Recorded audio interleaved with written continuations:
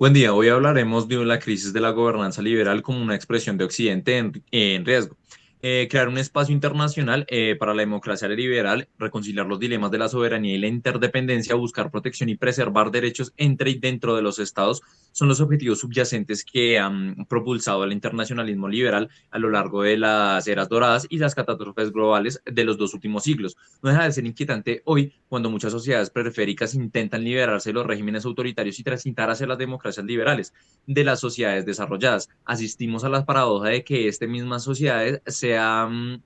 constatable en un importante grado de descontento e insatisfacción hacia esa misma forma de gobierno. Bien, ¿qué ganan los ciudadanos de las democracias occidentales con el internacionalismo liberal? Durante el siglo XX, el internacionalismo liberal ha estado vinculado con agendas progresistas en las democracias liberales occidentales.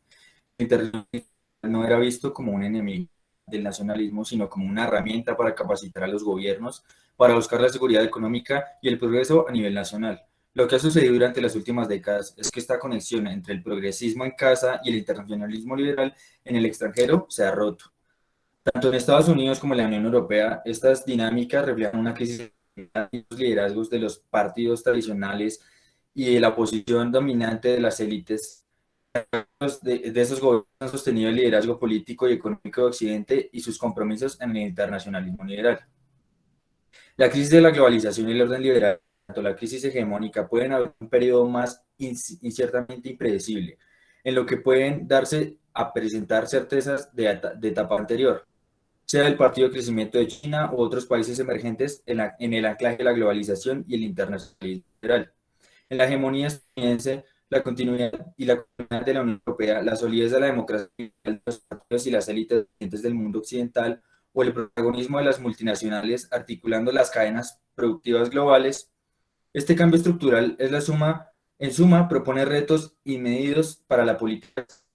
y el desarrollo y el riesgo y oportunidades que exigen reajustes y reacomodo a todos los actores. Un ejemplo claro, aterrizándolo aquí en Colombia, es el creciente escándalo de corrupción en Colombia, afianza el desinterés sobre la política y por ende ocasiona el descrédito frente a todo lo que está relacionado con el Estado, instituciones, gobernantes, representantes, etc. Es una representación y en el sentido democrático no puede verse solo como en conjunto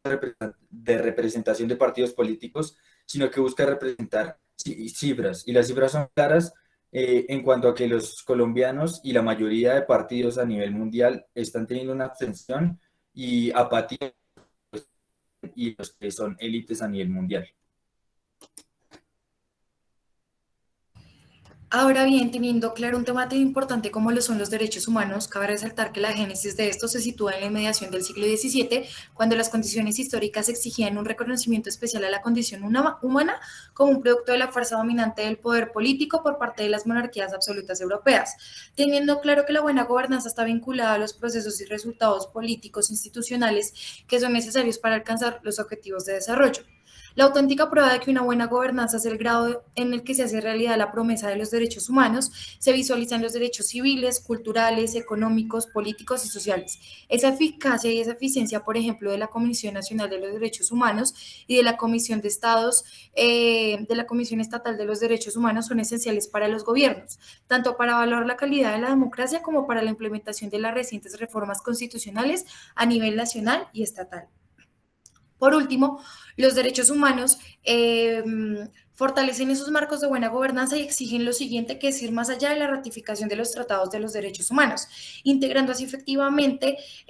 los derechos humanos en la legislación, en la política y en la práctica del Estado, estableciendo la promoción de la justicia como finalidad del Estado y de derecho, y es ahí cuando entra esa crisis de la gobernanza liberal, pues se debe entender que la credibilidad de la democracia depende de la efectividad de su respuesta a las demandas políticas, sociales y económicas de la población, y esa falencia más presente en los últimos tiempos muchas veces se ve reflejada por falta de una legitimidad.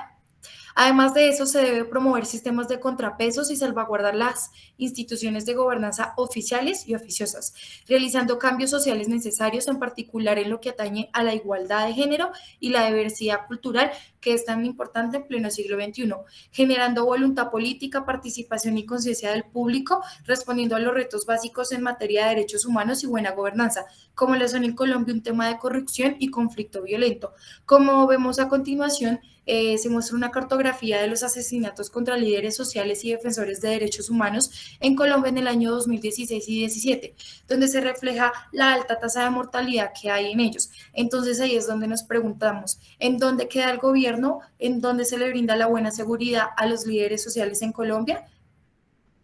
Bueno, finalmente hablaremos de la cooperación internacional.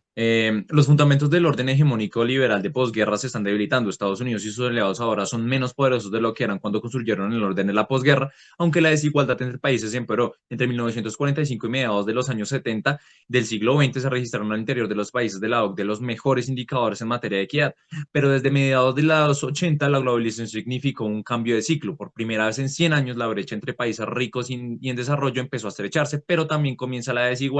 interna tanto entre los países avanzados como de desarrollo.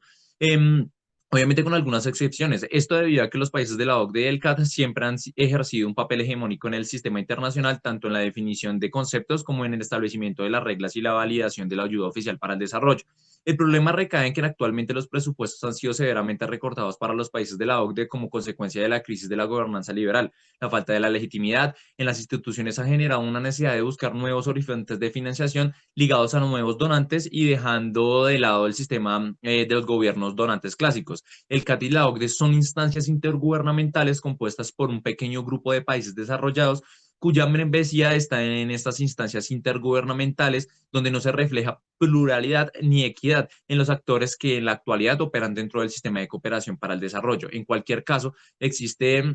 una comprometida opinión que hay espacio para una acción colectiva que puede ser más eficaz, en donde existan mayores niveles de coordinación y complementariedad entre los actores y un más efectivo funcionamiento de las redes de trabajo desde el centro del sistema de cooperación. Ya sea una mejor gobernanza podría conducir a mejores sistemas de gobierno y por ende un mejor sistema internacional más equilibrado, ya que el objetivo es incluir a nuevos donantes en un sistema más complejo de gobernanza, donde debería buscarse un sistema más inclusivo en el cual todos los países y actores pudieran estar representados. Por este motivo es que la cooperación sur-sur tiene su auge, ya que el carácter discrecional ha jugado un papel importante en términos de AOD, ya que no hay un marco jurídico vinculante, sin olvidar los intereses y agendas de los países donantes, intentando generar una relación más horizontal entre nuevos socios emergentes como países de renta media, como lo son Brasil, China, Colombia,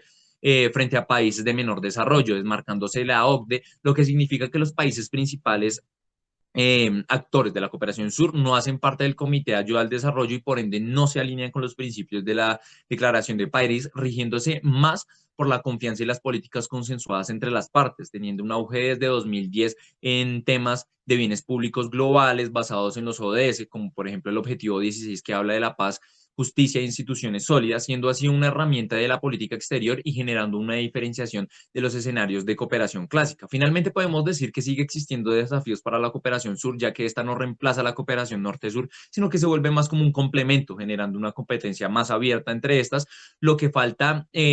pero también con una falta de un consenso en su clasificación, mediación y valoración en términos de cooperación técnica, financiera y además de la falta de un sistema de registro y sistematización del impacto y resultados de la cooperación sur-sur y el debate que existe entre si tener o no un órgano multilateral común que coordina recursos financieros y técnicos, así como datos dentro de un marco normativo común.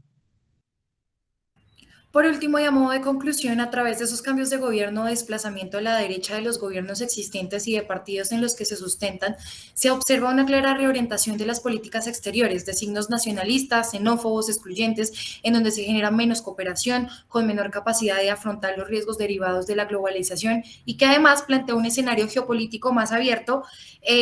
inestable y propenso al conflicto. Muchas gracias. Gracias.